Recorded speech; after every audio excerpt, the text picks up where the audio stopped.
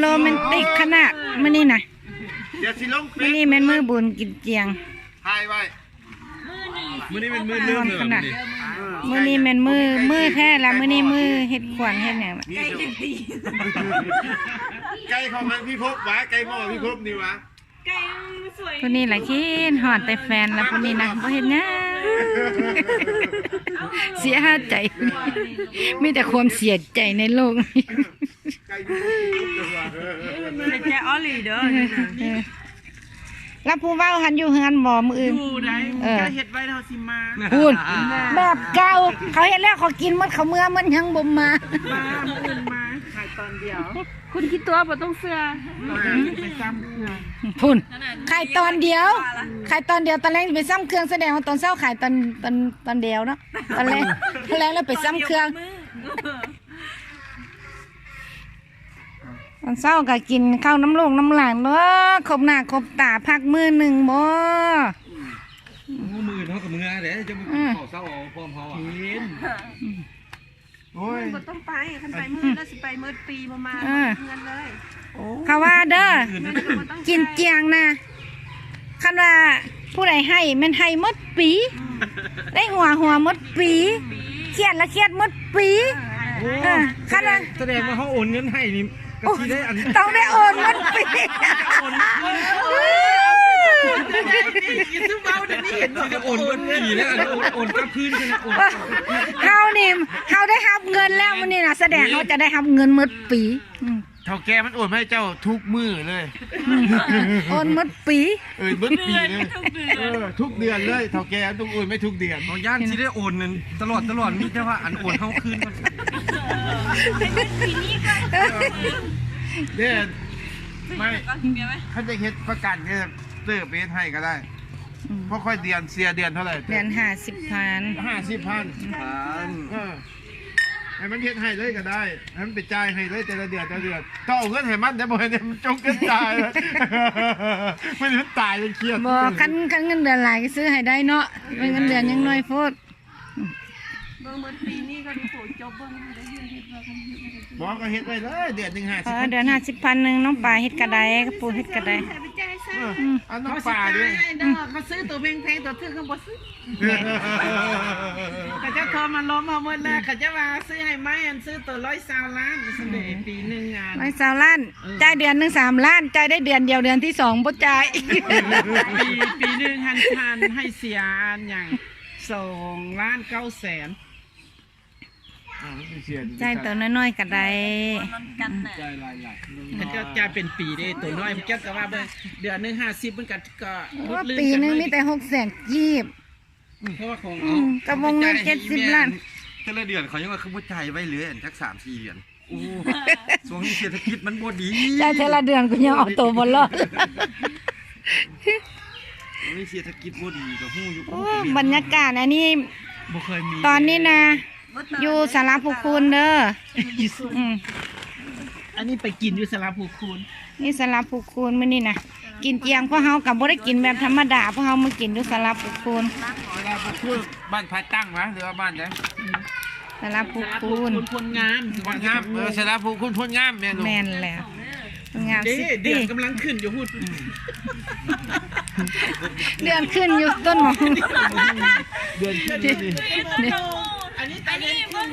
อันนี้เบิ่งใต้ เดือนก็ออก2 ดวง สองดวงน้อยดวงใหญ่สิเบิ่งดวงไหนกันเบิ่ง เอายกข้างไก่เลย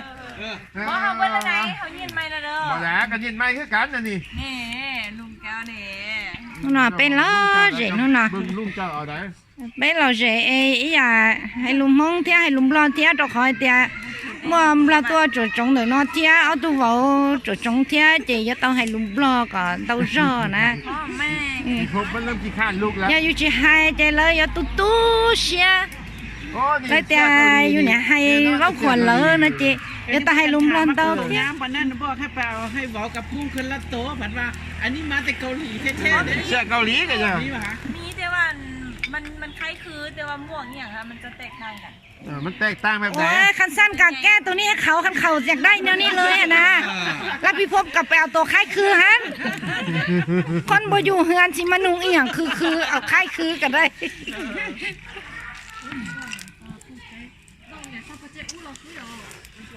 สิก็ข้อนี้ อยู่เกาหลีบ่ทันหนาวะ โอ้บนนานแล้วไง ยังว่าไง โทษล่มมันล่มมันไม่ได้กายส่วน คันอยากฮู้ถามเขาหาก็มาแต่เกาหลี พ่อมาสั่น ใต้ขี่รถลงใส่ใต้ลงมา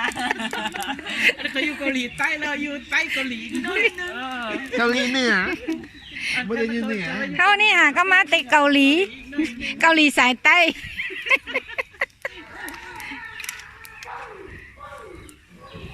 โอ้ผู้ใดบ่ได้หอมงามนะมื้อนี้จะแม่นเสียใจนำ บ่ เด้อ ได้ไปใส่ก็สิเอาใส่กับอันนั้นมาปิ้ง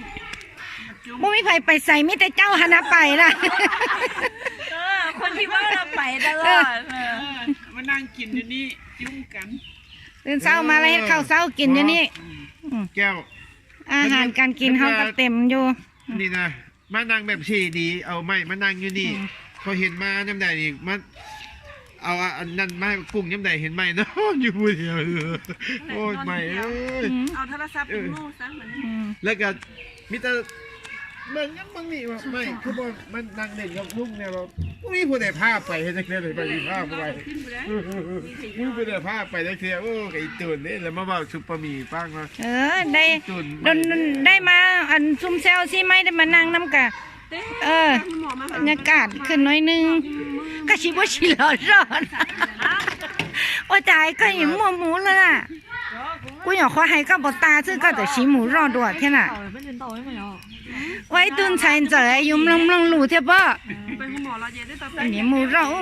นอนอ่ะอยู่จุ่มคงอดทนเลยน่ะแล้วเท่ามา อยากจะให้ไหมมานั่งแบบที่ อยู่จุ่มคงอดทนเลย มือบรรยากาศตื่นคำมากอะ ไอ้น่ะละฟ้องกูแต่เลยนี่ชิบ่ไอ้น่ะนั่นแล้วโอ้ชิ เข้ากันกินข้าวกัน แล้วเต้าไปปลูกเกิดมานึงจิเต้า ม่วน บุญยอเด้บุญยอไปใส่ ย่อกับมานั่งนี่แหละคือ